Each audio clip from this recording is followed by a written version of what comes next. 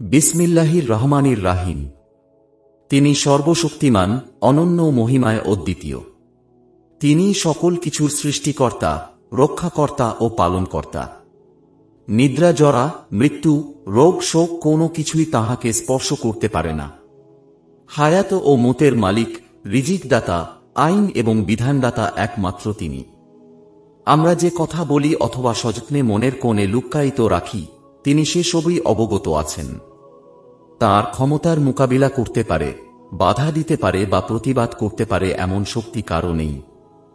যে মহান আল্লাহ তাআলার মাঝে উল্লেখিত সব গুণাবলী বিরাজমান, তিনি ছাড়া আর কেউ মাবুদ বা এবাদতের যোগ্য হতে পারে না। আল্লাহর প্রতি ঈমানের সংক্ষিপ্ত রূপ হচ্ছে মৌখিক স্বীকৃতি ও আন্তরিক বিশ্বাস, অর্থাৎ কালেমা লা ইলাহা ইল্লাল্লাহু মুহাম্মাদুর রাসূলুল্লাহ সাল্লাল্লাহু আলাইহি ওয়াসাল্লাম, মুখে উচ্চারণ ও আন্তরিকভাবে বিশ্বাস করা, মুখে এ কথা স্বীকার করা এবং অন্তর দিয়ে বিশ্বাস করা যে মহান সত্তা আল্লাহ নামে পরিচিত, তিনি ছাড়া আর কোন ইলাহ, প্রভু নেই। ঈমানের দাবি হল আর সবাইকে বর্জন করে কেবল তাঁর প্রতি দৃঢ় প্রত্যয় স্থাপন করো। তাঁকেই ভালোবাসো, তাঁকেই ভয় করো, তাঁরই কাছে প্রত্যাশা করো, তাঁর কাছেই কামনা করো, সর্বাবস্থায় তাঁরই উপর ভরসা করো। সর্বদা মনে রেখো, একদিন তাঁর কাছেই ফিরে যেতে হবে। তোমাদের ভালো বা মন্দ পরিণতি তাঁর ফয়সালার উপরই নির্ভরশীল। আসমান ও জমিনে সবকিছুই তাঁর অধীন। তিনি কখনো ঘুমান না, আর ঘুমও তাঁকে স্পর্শ করে না। আসমান ও জমিনের সবকিছু তাঁর ক্ষমতার অধীন। কেউ ইচ্ছা করেও তাঁর ক্ষমতার বাইরে যেতে পারে না। এ সম্পর্কে সূরা বাকারায় বর্ণিত হয়েছে, ইন্নাল কুওয়াতা লিল্লাহি জামিয়া। নিঃসন্দেহে আল্লাহ সকল ক্ষমতার মালিক। আল্লাহ পাক যেহেতু সবকিছুর মালিক, অতএব সকল সৃষ্টি একমাত্র তাঁর হুকুম মতো চলবে, তাঁরই আনুগত্য করিবে। ইচ্ছায় হোক আর অনিচ্ছায় হোক আল্লাহর আদেশের মেনে চলতে বাধ্য। যেমন আল্লাহ পাক বলেন, আসমান ও জমিনে যা কিছু আছে, ইচ্ছায় হোক আর অনিচ্ছায় হোক সবই আল্লাহর নিকট আত্মসমর্পণ করেছে। আলে ইমরান, হে আমার জাতি, তোমরা একমাত্র আল্লাহরই ইবাদত, দাসত্ব করো। তিনি ছাড়া তোমাদের অন্য কোনো ইলাহ, মাবুদ নাই। এই বিশাল পৃথিবী, চন্দ্র, সূর্য, নক্ষত্র, গ্রহ, উপগ্রহ, বৃক্ষলতা, মানব দানব, পশু পাখি, সাগর, পাহাড় সবকিছু যিনি সৃষ্টি করেছেন তিনিই আল্লাহ তাআলা। তিনি সর্বশক্তিমান, অনন্ত মহিমায় অদ্বিতীয়। তিনিই সবকিছুর সৃষ্টিকর্তা, রক্ষাকর্তা ও পালনকারী। খাওয়া পরা, রোগ, শোক, মৃত্যু কোনো কিছুই তাঁকে স্পর্শ করিতে পারে না। হায়াত ও মতের মালিক তিনিই। রিজিকদাতা, আইন এবং বিধানদাতাও একমাত্র তিনি। আমাদের মনে কোণে যে কথা লুক্কায়িত থাকে তিনি সবই জানেন। আর তাঁর ক্ষমতায় বাধা দিতে বা প্রতিবাদ করিতে পারে এমন শক্তিধর আর কেহ নেই। মহান আল্লাহ তাআলার মাঝে এই সব অসীম গুণাবলী বিদ্যমান এবং তিনি ছাড়া আর কেহই ইলাহা বা এবাদতের যোগ্য নাই।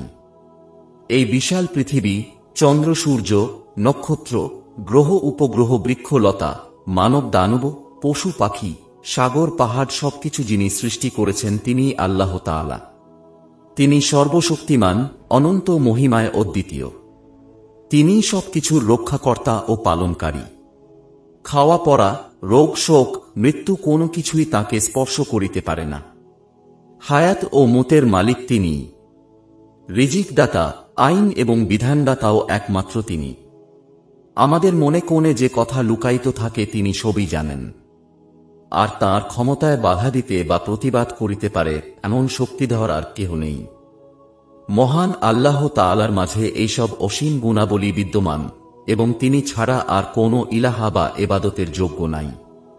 আল আসমাউল হুসনা।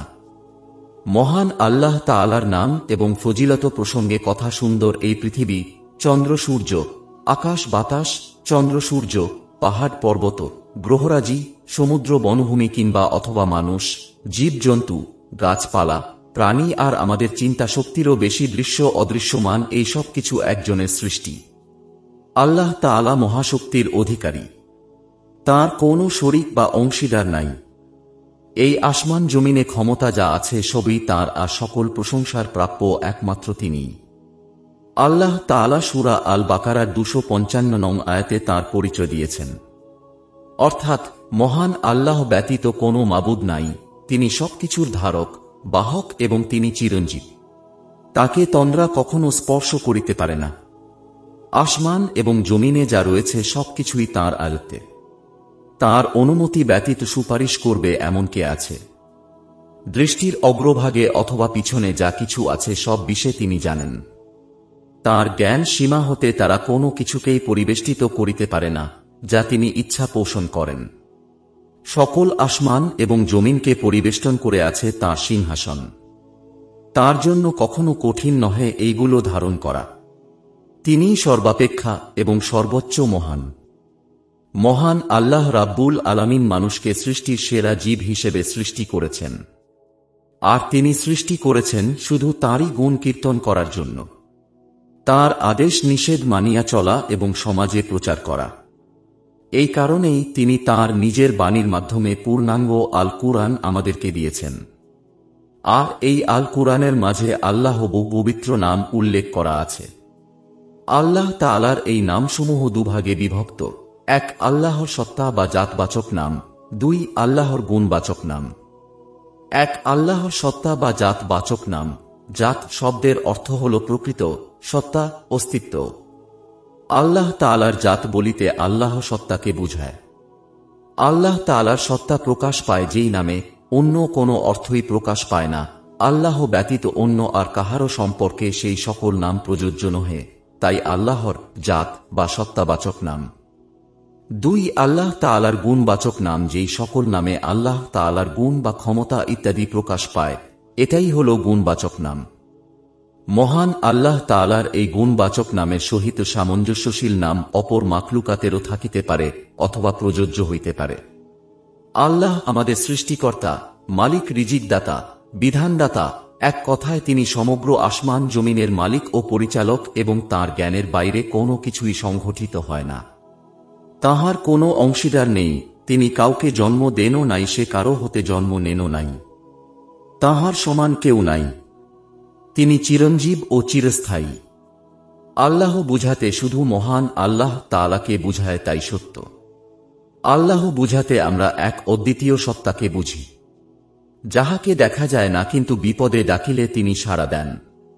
ঘোর বিপদে যখন দুনিয়ার কেউই সাহায্য সহযোগিতা করিবার ক্ষমতা রাখে না, তখন তিনি এই বিপদের সময় এগিয়ে আসেন এবং আমাদেরকে সাহায্য করেন। আল্লাহ পাকের গুণ বলে শেষ করা যাবে না। পবিত্র কুরআনে তাঁর ৯৯টি নাম রয়েছে। আসমান ও জমিনে সবকিছুই তাঁহার আয়ত্তে। কেউ ইচ্ছা করিলেও তাঁহার অধীনের বাহিরে যাইতে পারে না। এ সম্পর্কে সূরা বাকারায় ১৪৫ নং আয়াতে বর্ণিত হয়েছে। নিঃসন্দেহে আল্লাহ সকল ক্ষমতার মালিক। যেহেতু আল্লাহ পাক সবকিছুর মালিক, অতএব সকল সৃষ্টি একমাত্র তাঁর হুকুম মতো চলিবে, তাঁরই আনুগত্য করিবে। ইচ্ছায় হোক আর অনিচ্ছায় হোক আল্লাহ তাআলার আদেশ মেনে চলতে বাধ্য। যেমন আল্লাহ রাব্বুল আলামিন বলেন, আসমান ও জমিনে যা কিছু আছে, ইচ্ছায় হোক আর অনিচ্ছায় সবই আল্লাহর নিকট আত্মসমর্পণ করেছে। আলে ইমরান, ইয়া কাওমি বুদুল্লাহা মালাকুম মিন ইলাহিন গায়রু। হে আমার জাতি, তোমরা একমাত্র আল্লাহরই ইবাদত, দাসত্ব করো। তিনি ছাড়া তোমাদের অন্য কোনো ইলাহ, মাবুদ নাই। আল্লাহ পাকের যুক্ত নামের আমল। উপরে মহাপরাক্রমশালী ও পরম করুণাময় আল্লাহর পৃথক পৃথক গুণবাচক নাম সমূহের ফজিলত বর্ণনা করা হয়েছে। এবার নিম্নে কতিপয় যুক্ত নাম ও উহার ফজিলত দেয়া হল। হুয়াল হাইজুল কাইজুমু, মহাপরাক্রমশালী আল্লাহ তাআলা চিরঞ্জীব ও চিরস্থায়ী। হুয়াল আলিজুব আজিম, মহান আল্লাহ তাআলা অনেক উচ্চ ও মহান। হুয়ার রহমানুর রাহিম, মহান আল্লাহ তাআলা অসীম দাতা ও দয়ালু। হুয়াল গাফুরুর রাহিম, মহান আল্লাহ তাআলা অসীম ক্ষমাশীল ও পরম দয়ালু। হুয়াল লাতিফুল খাবিরু, মহান আল্লাহ তাআলা অত্যন্ত পবিত্র ও অতীব সতর্ক।